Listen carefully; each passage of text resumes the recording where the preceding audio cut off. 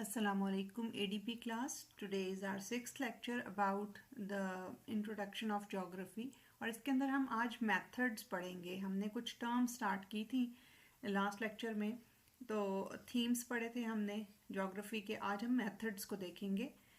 दो main methods होते हैं geography को स्टडी करने के, क्वांटिटेटिव मेथड है और क्वालिटेटिव मेथड है।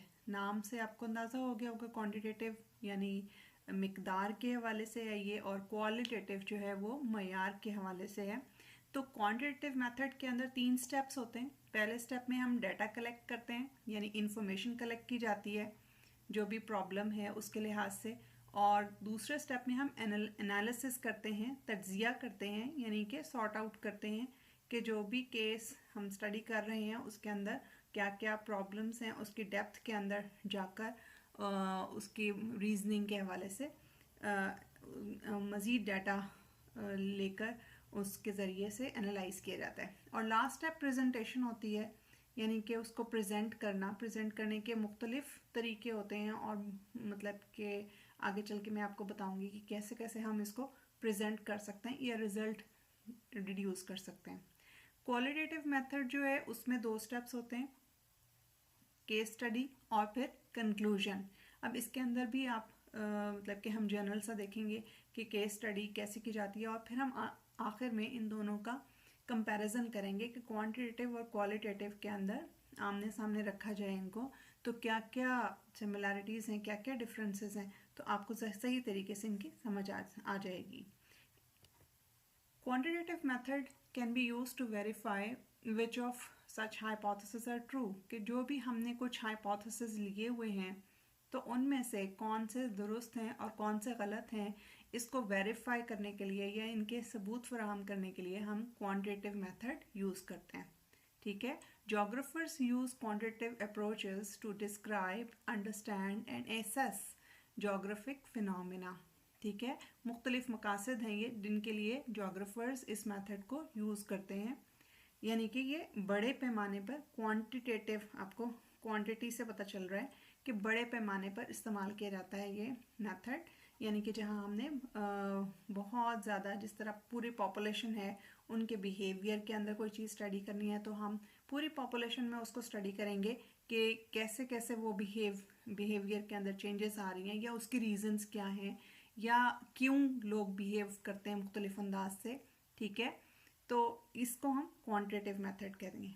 डाटा कलेक्शन सबसे पहला स्टेप है इसका। डाटा कलेक्शन का मतलब क्या है? गैदरिंग ऑफ इंफॉर्मेशन या फिर measuring information on targeted variables in an established systematic fashion, which then enables one to answer relevant questions and evaluate outcomes. ठीक है, इसमें हमने सारी इंफॉर्मेशन इकट्ठी करनी होती है या फिर इंफॉर्मेशन को मेजर करना होता है। टारगेटेड वेरिएबल्स यानी जिस लिहाज से हम वो करने जा रहे हैं, जो भी हमारा प्रॉब्लम है या जो केस स्टडी हम कर रहे हैं उसको टारगेट बनाते हुए जो जो वेरिएबल्स हमने उसमें चेंज करने हैं। फॉर एग्जांपल मैंने अभी आपको बिहेवियर के बारे में बताया कि लोगों के बिहेवियर के मुतालिक, तो उसके अंदर जो वेरिएबल्स हम सेलेक्ट करेंगे, कुछ चीज़ों को कांस्टेंट रख लेंगे और कुछ चीज़ों को वेरिएबल करेंगे। यानी कि अगर हम सिर्फ मेल्स को ले रहे हैं तो मेल्स में वो स्टडी करेंगे तो वो हमारा कांस्टेंट हो गया। अब वेरिएबल में हम उसके अंदर डिफरेंट एजेस को ले लेंगे तो वो वेरिएबल्स हैं। ठीक है, उनके अंदर फिर मतलब के डे का जो है हिस्सा मॉर्निंग में है, इवनिंग में है, या फिर नून में है, कोई मतलब कि किस वक्त बिहेवियर का पैटर्न क्या है, वो वेरिएबल्स में आ जाएंगे ये सब चीज़ें। ठीक है, तो इससे फिर हम बाद में जब आंसर्स निकालेंगे तो उसको हम कहेंगे कि एवेलुएशन। ठीक है, तो नेक्स्ट स्टेप आएगा हमारे पास एनालिसिस। जब हमने डाटा सारा कलेक्ट कर लिया तो फिर उसके बाद एक डिटेल्ड एग्जामिनेशन की जाती है। अब हमने जितने भी पॉपुलेशन के ऊपर कोई भी बिहेवियर को स्टडी किया है, हमने उसके लिए आमतौर पर क्या किया जाता है, आप लोगों ने अक्सर देखा होगा, साइकोलॉजी के स्टूडेंट्स को भी ऐसा करते देखा होगा कि वो एक सवालनामा सा तैयार कर लेते हैं और वो मुख्तलिफ लोगों को थमा देते हैं, और फिर वो जो भी जिन लोगों को देते हैं वो उस क्वेश्चनेयर को फिल करते हैं उसके आंसर्स येस, नो और मे और मे नॉट या इस तरह कुछ करके कुछ मतलब कि उनको चॉइसेस दी जाती हैं आंसर देने की। जब वो सारे लोग आंसर दे देते हैं तो फिर वो येस कितने लोगों ने किया, नो कितने लोगों ने किया और मे नॉट या मे येस जो है वो कितने लोगों ने किया। ठीक है, तो उसको अब उससे फिर एग्जामिनेशन की जाती है कि येस ज़्यादा लोगों ने किया है तो इसकी ये रीज़न हो सकती है, नो ज़्यादा लोगों ने किया है तो ये रीज़न हो सकती है, और अगर मे भी के चांसेस ज़्यादा हैं तो इसका मतलब 50% पे ज़्यादा लोग मौजूद हैं कि जो कि दोनों तरफ जा रहे हैं। तो इस तरह से उनकी एनालिसिस की कर ली जाती है। अब ये जो है एनालिसिस, इसको हम कहेंगे कि ये एक इम्पॉर्टेंट फीचर है कि इसको रिज़ल्ट निकालने के लिए सबसे अहम हिस्सा हमारा ये एनालिसिस होता है। अब उसका जो रिज़ल्ट होता है उसको हमने किसी सूरत में प्रेजेंट करना होता है जिसको हम कहेंगे प्रेजेंटेशन, या यानी कि क्या है, ये सिंबल और इमेज दैट रिप्रेजेंट समथिंग। ठीक है, जिस तरह मैं भी आपके सामने इस वक्त कोई प्रेजेंटेशन दे रही हूँ, यानी कि आपको लेक्चर को सिंबल की सूरत में या चंद स्लाइड्स की सूरत में रिप्रेजेंट कर रही हूँ। तो इसी तरह कोई भी चीज़ जब प्रेजेंट की जाती है, ठीक है, जब उसका जो भी हमारा केस है उसको स्टडी करने के बाद उसका जो रिजल्ट है उसको किसी सूरत में प्रेजेंट किया जाएगा, that will be called presentation. ठीक है, अब ये प्रेजेंटेशन विजुअलाइजेशन की सूरत में हो सकती है, the act or a process of interpreting in visual terms or of putting into visible form, यानी कि जो चीज़ आपको दिखाई दे इस तरह से भी आपको प्रेजेंट की जा सकती है कोई भी रिजल्ट जो है, यानी कि उसको आपको मॉडल की सूरत में या फिर किसी वीडियो की शक्ल में किसी भी तरह से आपको विजुअलाइज कराया जा सकता है। दूसरा मैपिंग, मैप बनाकर। ठीक है, it is the creation of map, a graphic symbolic representation of the significant features of a part of the surface of the earth. यानी कि क्योंकि हम ज्योग्राफी को स्टडी कर रहे हैं तो ज्योग्राफी के अंदर बाज़ हम लैंड फॉर्म्स के कोई केस स्टडी कर रहे होते हैं तो उसको हम उसके रिजल्ट को हम मैप की सूरत में भी रिप्रेजेंट कर सकते हैं। ठीक है, कार्टोग्राफी, कार्टोग्राफी ये ड्राइंग, मैप ड्राइंग की प्रैक्टिस को कहते हैं या इसकी साइंस को कहते हैं कि क्या टेक्निक्स यूज़ होती हैं मैप की ड्राइंग में, उसको हम कार्टोग्राफी कहेंगे। स्टैटिस्टिक्स, यानी कि ग्राफ की सूरत में हम रिजल्ट को प्रेजेंट कर सकते हैं, बार ग्राफ की सूरत में, पाई चार्ट की सूरत में, तो ये सब स्टैटिस्टिक्स में आ जाएगा। ठीक है, द प्रैक्टिस और science of collecting and analysing numerical data in large quantities geographic information system. ठीक है, जो ज्योग्राफिक इंफॉर्मेशन सिस्टम जो है GIS जो है ये भी एक तरीका है। तो जो स्टैटिस्टिक है उसके साथ उससे आपने जहन में रखना है कि कोई भी जो न्यूमेरिकल डाटा होता है वो आमतौर पे यानी नंबर्स की सूरत में जो डाटा होगा वो उसको हम आमतौर पे स्टैटिस्टिक्स में काउंट कर लेते हैं। यानी जिस तरह मैंने आपको बताया कि बिहेवियर को अगर हम स्टडी कर रहे हैं तो उसके अंदर हमने जितने लोगों का यस लिखा वो एक नंबर आएगा हमारे पास। ठीक है, इसी तरह नो जितने लोगों ने लिखा उस क्वेश्चन के आंसर में तो वो मतलब कि वो भी एक नंबर होगा। ठीक है, तो नंबर्स को एनालाइज करेंगे in the form of graphs या फिर पाई चार्ट्स या भी किसी और भी तरीके के ज़रिए हम उसको रिप्रेजेंट कर सकते हैं। ठीक है, और एक और मेथड ज्योग्राफिक इंफॉर्मेशन सिस्टम या GIS, ये स्पाइस वगैरह ज़्यादा यूज़ करते हैं या NGOs वगैरह। It is a system designed to capture, store, manipulate, analyse, manage and present spatial और ज्योग्राफिक डाटा। ठीक है, तो ये एक मुकम्मल एक सिस्टम है जिसके अंदर डाटा कलेक्ट भी किया जाता है, मेजर भी किया जाता है, एनालाइज किया जाता है और फिर उसको प्रेजेंट भी किया जाता है। ठीक है, इसकी पूरी ट्रेनिंग्स दी जाती हैं लोगों को। तो GIS या ज्योग्राफिक इंफॉर्मेशन सिस्टम भी एक तरीका है, एक ज़रिया है कि जिससे आप अपने केस को स्टडी करके और उसकी इंफॉर्मेशन को, उसके रिजल्ट को मैनिपुलेट कर सकते हैं। अच्छा, दूसरा मेथड, एक ये तो जो पहले हमने डिस्कस किया क्वांटिटेटिव मेथड ये था, यानी कि जो बड़े पैमाने पे किया जाता है, लार्ज क्वांटिटी में हमने करना होता है। और क्वालिटेटिव मेथड आमतौर पर कम क्वांटिटी में किया जाता है, यानी कि एक ख़ास मखसूस जगह पर ही हमने किसी केस को स्टडी करना होता है, छोटे पैमाने पर किया जाता है। ठीक है, लेकिन इसमें हम ज़्यादा गहराई में चीज़ को ऑब्जर्व करते हैं, चीज़ को एनालाइज करते हैं। ठीक है, तो इसकी डेफिनेशन क्या होगी या क्या होता है ये मेथड?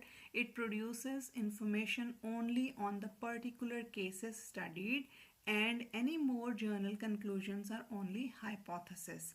यानी कि ये एक ऐसा मेथड होगा जो उस केस के, फॉर एग्जांपल अगर किसी के किसी ख़ास एरिया के अंदर कोई पहाड़ मौजूद है और अगर आपने उसके ऊपर स्टडी करना है तो हम उसकी मतलब कि पहाड़ की चट्टानों की जो नेचर है उसको भी देखेंगे, उसकी हाइट को भी देखेंगे, उसने इतना एरिया कवर किया हुआ है उसको भी देखेंगे, वहाँ का क्लाइमेटिक कंडीशंस मतलब कि स्पेशली उसको ऑब्ज़र्व करेंगे, ये सब चीज़ें ऑब्ज़र्व करेंगे। लेकिन जब हमने अगर क्वांटिटेटिव मेथड पे करना होगा तो फिर तो हम पूरी दुनिया के पहाड़ों को ले रहे होंगे, तो वो एक जनरलाइज मेथड होगा, जनरल कंक्लूजन उससे आएगी, ठीक है। लेकिन क्वालिटेटिव मेथड में जो हमारे पास रिजल्ट्स आते हैं वो जनरलाइज नहीं होते इतने, ठीक है। दूसरी बात कि qualitative research is often use to gain a general sense of phenomena and to form theories that can be tested using further quantitative research. यानी कि अगर हमने इसको मतलब कि ये एक सिर्फ जनरल सेंस में एक फिनोमेना यूज़ किया जाता है, इसकी रिसर्च जब की जाती है तो इसके अंदर जो थ्योरीज बनाई जाएंगी उनको अगर हमने जर्नलाइज करना है, तमाम जगहों पे अप्लाई करना है उन रिजल्ट्स को, तो फिर उनके लिए उसके लिए हमें क्वांटिटेटिव रिसर्च करनी पड़ेगी साथ में, ठीक है। यानी क्वालिटेटिव रिसर्च के नतीजे में जो भी रिजल्ट आता है, ठीक है, वो इतना ज़्यादा जनरलाइज नहीं होता। उसको जनरलाइज करने के लिए हमें क्या करना होता है, क्वांटिटेटिव रिसर्च करनी होती है। अब हम लास्ट में डिफरेंसेस देख लेते हैं क्वांटिटेटिव और क्वालिटेटिव मेथड्स के। पहली बात कि मेथड्स, क्वालिटेटिव मेथड्स जो होते हैं उनके अंदर फोकस किया जाता है ग्रुप्स के ऊपर, या इन डेप्थ इंटरव्यूज़ किए जाते हैं, या रिव्यूज़ लिए जाते हैं documents of documents for types of themes, ठीक है, कि कौन कौन सी थीम्स यहाँ अप्लाई हो सकती हैं या यूज़ की गई हैं, उनके ऊपर उनके रिव्यू लिए जाएंगे। लेकिन जब क्वांटिटेटिव मेथड हम अप्लाई कर रहे होते हैं तो हम उसके अंदर किसी ख़ास ग्रुप के ऊपर फोकस नहीं करते। ग्रुप यहाँ पे अब जिस तरह मैंने पहाड़ों की आपको एग्जांपल दी तो पहाड़ों का ग्रुप हो जाएगा, पीपल की आपको एग्जांपल दी बिहेवियर के अंदर तो फिर पीपल का ग्रुप हो जाएगा। तो हम यहाँ पे एक ख़ास ग्रुप के ऊपर फोकस नहीं कर रहे होते हैं, बल्कि एक बड़े पैमाने के ऊपर क्वांटिटेटिव मेथड में हम सर्वे कर रहे होते हैं, स्ट्रक्चर्ड इंटरव्यूज़ ले रहे होते हैं, ठीक है, ऐसे इंटरव्यूज़ जिनके लिए हमने सवालनामे तैयार किए हुए होते हैं, एंड ऑब्जर्वेशंस, और फिर हम ऑब्ज़र्व कर रहे होते हैं कि इस केस में ये हो रहा है, इस केस में ये हो रहा है। मुख्तलिफ लोग जो हैं उनके जो अपने एक्सपीरियंसेस हैं उनको ऑब्ज़र्व कर रहे होते हैं। एंड रिव्यूज़ ऑफ रिकॉर्ड्स और डॉक्यूमेंट्स फॉर न्यूमरिक इंफॉर्मेशन, ठीक है, और इस तरह से हम लोगों के ख्यालात या तासुरात को भी रिकॉर्ड कर रहे होते हैं, उनकी भी डॉक्यूमेंटेशन बना कर रहे होते हैं साथ साथ में न्यूमरिक इन्फॉर्मेशन के लिए, ठीक है। यानी कि हमने वहाँ पे नंबर्स में स्टडी करना होता है। इसलिए क्वालिटेटिव मेथड के अंदर दूसरा डिफरेंस ये आएगा कि क्वालिटेटिव मेथड में हम it is primarily inductive process use to formulate theory और हाइपोथेसिस। इंडक्टिव प्रोसेस क्या होता है, इंडक्टिव का मतलब है लॉजिकल रीजनिंग देना। लेकिन ये लॉजिकल रीजनिंग कैसी होती है, ये ऐसी एक रीज़न होती है, ये लॉजिक होती है जो स्पेसिफिक से जर्नल की तरफ जाती है। यानी हमने एक केस स्टडी किया, एक ख़ास बंदे के साथ कोई हादसा पेश आया, उसके साथ जो कुछ हादसा पेश आया उसको एनालाइज किया गया, उससे जो रिज़ल्ट निकला गया उसको फिर हम तमाम जर्नलाइज करेंगे। फॉर एग्ज़ाम्पल कि अगर मैं कहूँ कि ईगल जो है वो एक परिंदा है, हॉक एक परिंदा है और स्पैरो एक परिंदा है, और इन तीनों के विंग्स होते हैं, इनके पर होते हैं, तो फिर मैं इसको जनरलाइज कैसे कर सकती हूँ, तो मैं कहूँगी कि ये सब क्योंकि बर्ड्स हैं तो हम कह सकते हैं कि तमाम बर्ड्स के विंग्स होते हैं, ठीक है। इसके मुकाबले में दूसरी तरफ अगर हम क्वांटिटेटिव मेथड को देखें तो it is a deductive process, primarily it is a deductive process use to test pre specified concepts, पहले से जो स्पेसिफाई किए गए होते हैं कॉन्सेप्ट उनको टेस्ट किया जाता है, कंस्ट्रक्ट किया जाता है, and hypothesis that make up a theory, ठीक है, कि इनके अंदर ये सब स्टेप्स को करके फिर हम एक थ्योरी डिज़ाइन करते हैं। अब ये डिडक्टिव और इंडक्टिव में फ़र्क क्या है कि जिस तरह इंडक्टिव में मैंने बताया कि हम स्पेसिफिक से जर्नल की तरफ जाते हैं, तो डिडक्टिव भी लॉजिकल रीजनिंग ही होती है, लेकिन ये रीजनिंग हमें किस तरफ लेके जाती है, जर्नल से स्पेसिफिक की तरफ, कि हम बड़े पैमाने पे कर रहे हैं उसके लिहाज से फिर हम छोटे पैमाने पर भी उसी को अप्लाई कर लेंगे थ्योरी बनाकर। समझ में आ गई? या जिस तरह मैं आपको वही एग्जांपल दूं कि अगर मैं कहूं कि स्पैरोज बर्ड्स हैं, ठीक है, तमाम बर्ड्स जो कि हैं उनके विंग्स होते हैं, तो फिर स्पैरोज अगर बर्ड्स हैं तो इनके भी विंग्स होंगे, या ईगल अगर बर्ड है तो इसके भी विंग्स होंगे। तो ये क्या हो जाएगी? ये डिडक्टिव रीजनिंग होगी, ठीक है। इंडक्टिव और डिडक्टिव दोनों लॉजिकल रीजनिंग्स हैं, लेकिन इनमें ये फ़र्क है। अच्छा, उसके बाद तीसरा डिफरेंस जो आएगा वो क्वालिटेटिव मेथड ज़्यादा सब्जेक्टिव होती है, ठीक है। ये प्रॉब्लम या कंडीशन जो है डिस्क्राइब करती है उसको from the point of view of those experiencing it, जिनके साथ गुजर रही है उन्हीं के पॉइंट ऑफ व्यू के ज़रिए इस प्रॉब्लम को एक्सप्लेन किया जा रहा होता है, डिस्क्राइब किया जा रहा होता है।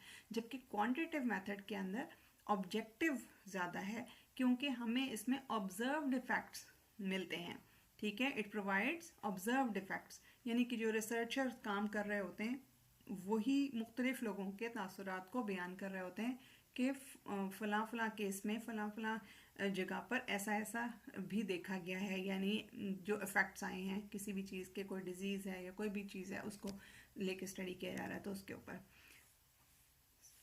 नेक्स्ट जो इनका डिफरेंस है वो ये है कि टेक्स्ट बेस्ड है, ठीक है। क्वालिटेटिव जो है मेथड वो टेक्स्ट बेस्ड है, जबकि क्वांटिटेटिव मेथड जो है वो नंबर बेस्ड है, यानी कि उसमें तादाद काउंट कर रही होती है, ठीक है।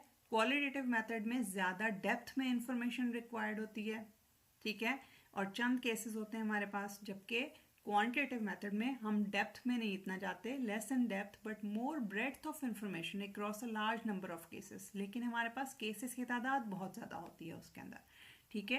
क्वालिटेटिव मेथड अनस्ट्रक्चर्ड होता है या सेमी स्ट्रक्चर्ड रिस्पॉन्स ऑप्शंस देता है हमें, ठीक है, जबकि क्वांटिटेटिव जो है उसके अंदर हम फिक्स्ड रिस्पॉन्स ऑप्शंस यूज़ करते हैं, यानी कि जिस तरह मैंने आपको बताया कि येस, नो या मे और मे नॉट, इस तरह के ऑप्शंस। अच्छा, क्वालिटेटिव मेथड जो है उसके अंदर कोई स्टैटिस्टिकल टेस्ट नहीं किए जाते, जिस तरह मैंने आपको बताया ग्राफ या चार्ट या इस तरह के कोई टेस्ट नहीं होते, जबकि ऐसे टेस्ट, स्टैटिस्टिकल टेस्ट जो हैं वो यूज़ किए जाते हैं एनालिसिस के लिए क्वांटिटेटिव एनालिसिस के दौरान, ठीक है, या क्वांटिटेटिव मेथड के दौरान। क्वालिटेटिव मेथड वैलिड और रिलायबल होते हैं, जबकि दूसरे भी वैलिड और रिलायबल हैं, दोनों ही ऐसा है दोनों के साथ, लेकिन क्वालिटेटिव लार्जली डिपेंड कर रहे होते हैं skill and rigour of the researcher, कि रिसर्चर ने कितनी जान मारी है, कितना नई इन्फॉर्मेशन उसके अंदर लेकर आया है, जबकि क्वांटिटेटिव के अंदर लार्जली ये जो है रिजल्ट्स वो डिपेंड कर रहे होते हैं जो इंस्ट्रूमेंट यूज़ हुआ है उसके ऊपर, या जो मेजरमेंट डिवाइस या जो सवालनामा तैयार किया गया है उसके ऊपर, कि वो कितना जानदार था, ठीक है।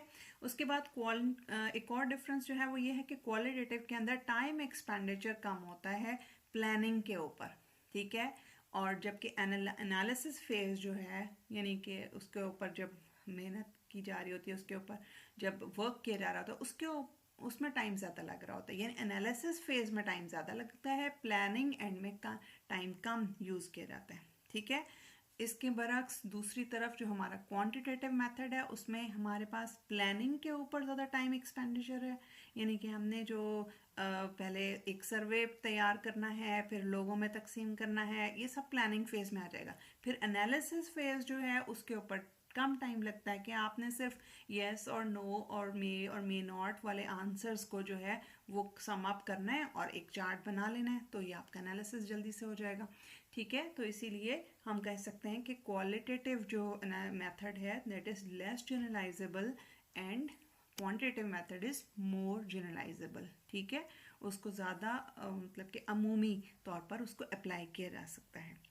तो आई थिंक सो कि ये है तो बहुत छोटा सा एक कॉन्सेप्ट के मेथड्स क्या होते हैं ज्योग्राफिक स्टडी के, लेकिन मेरा ख्याल है कि आपको समझ आ गया होगा, और इनके कंपैरिजन अगर आए तो वो भी आप अच्छे से लिख सकते हैं इसी तरह से लाइन लगाकर डिफरेंसेस की सूरत में, ठीक है। तो आज के लिए इतना काफ़ी है। Thank you so much. Allah हाफिज़।